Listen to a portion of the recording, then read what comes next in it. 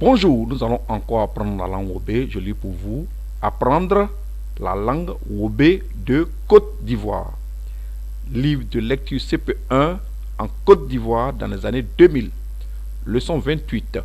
Je rappelle que j'enseigne la langue Wobé sur TikTok et sur YouTube depuis un certain temps. Aujourd'hui, nous sommes à la leçon 28. 1. J'observe le dessin pour lire la phrase clé. Voici un dessin qu'il faut observer et à partir de cette observation, on lit la phrase qui est à l'étude. Je lis la phrase qui est à l'étude. Soro dessine une auto au tableau. Soro dessine une auto au tableau. Cette phrase, elle est imposée par les pédagogues de Côte d'Ivoire. À partir de cette phrase, le maître réalise un dessin qui illustre bien cette phrase. Et à partir de cette même phrase, le maître fait le reste du cours. L'enseignant fait le reste du cours. Donc nous allons suivre ce procédé pour enseigner la langue Wobé.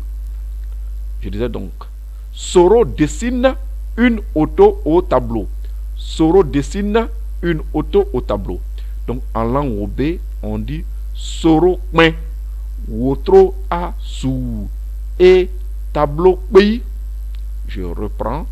Soro kwen wotro a sou et tableau pays.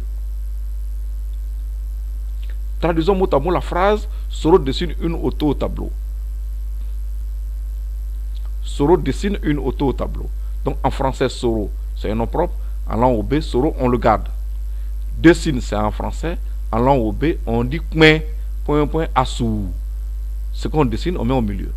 Une auto, c'est en français. En langue Wobé, on dit wotro.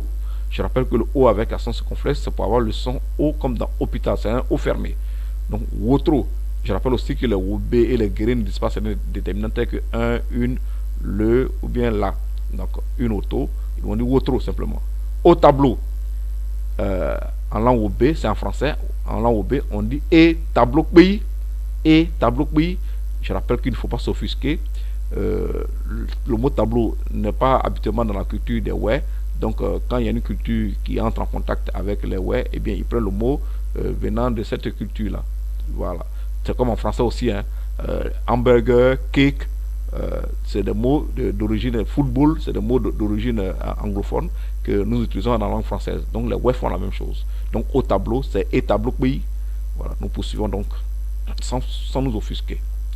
Profitons de cette phrase à l'étude qui porte sur une représentation d'une auto pour évoquer en langue Wobé les notions de représentation et d'esprit.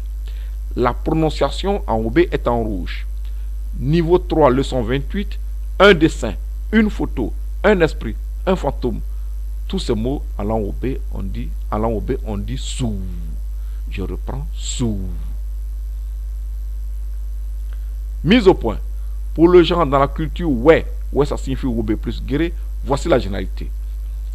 Un garçon, le pronom personnel qui convient dans la langue française, c'est il. Chez les Wè, le pronom personnel qui convient, c'est o. Je dis bien dans la généralité. Parce que les Wè croient en la réincarnation. En un garçon peut se réincarner un garçon, mais en un garçon aussi peut se réincarner une fille.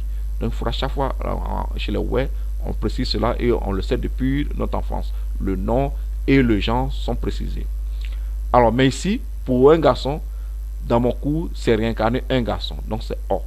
Deuxième point, pour une fille, le pronom personnel qui convient dans la langue française, c'est elle. Chez les Wè, le pronom personnel qui convient, c'est on. Là encore dans la généralité. Pour mon cours, pour faciliter mon cours, en une fille, c'est réincarner une fille. Voilà. Troisième point, un animal, une chose, un esprit, un masque, un numéro de race. Les pronoms personnels qui conviennent dans la langue française sont il et elle. Quand c'est un objet, c'est ça. Chez les Wè, le pronom personnel qui convient, c'est est. Là encore dans la généralité. Un numéro de race se place ici parce qu'on n'a pas encore maîtrisé son esprit. Il en est de même pour le masque. Voilà. Aujourd'hui, nous allons voir quelques animaux. Un animal est ici. Donc, voilà, lorsqu'on va parler d'un animal, on va dire est. Voilà. Ceci étant dit, nous allons démarrer à proprement dit maintenant le cours du jour. Le mot polysémique sous. Polysémique, ça veut dire qu'il y a plusieurs sens. Sous. Alors, voici le mot sous.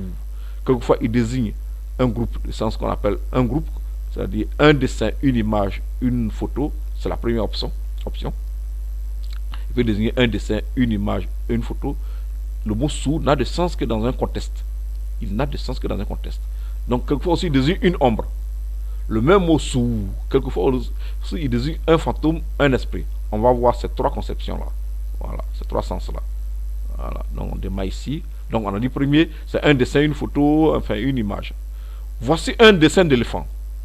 Voici un dessin d'éléphant. En OB, on dit Doe asumu. Je reprends Doe asumu. Donc le mou, ça veut dire voici. Dessin, ici, ça a le sens de sou. Enfin, sou ici a le sens de dessin. Éléphant en OB, on dit Doe.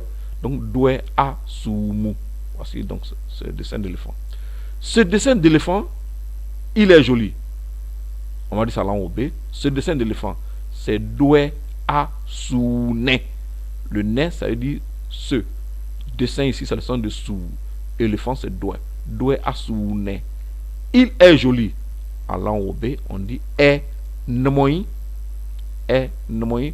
Le il ici, il est mis pour l'animal. Donc est nemoi. Nous avançons. Toujours dans la première conception. Oh, attention, je remonte là. Qu'est-ce qui se passe? Ça a sauté. Voilà, je remonte. Voilà, m'excuser. Voici un dessin de chien. C'est un dessin de chien. En OB, on dit Béasumu.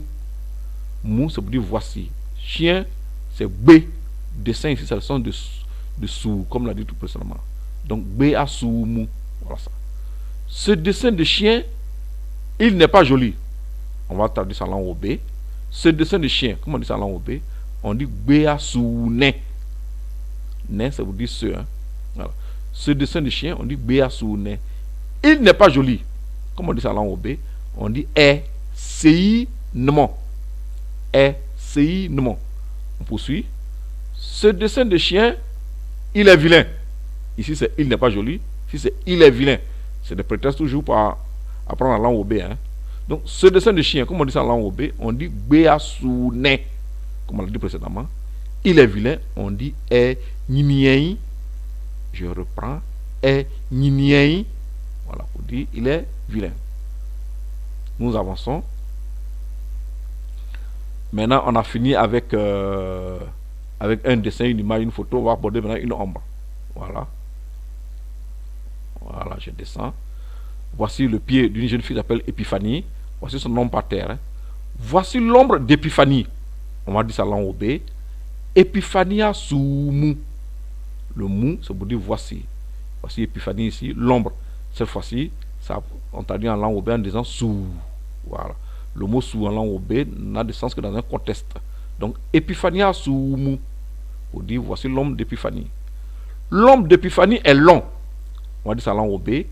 On dit Épiphania sous teni. Épiphania sous teni. Donc l'ombre d'Épiphanie, c'est Épiphania sous long, c'est teni. Voilà. L'ombre d'Épiphanie est par terre. Donc en langue OB, on dit Épiphania sous nie blo. Épiphania sous nie blo. Le O avec accent circonflexe, c'est pour avoir le son O. Et le C renversé, c'est pour avoir le son O.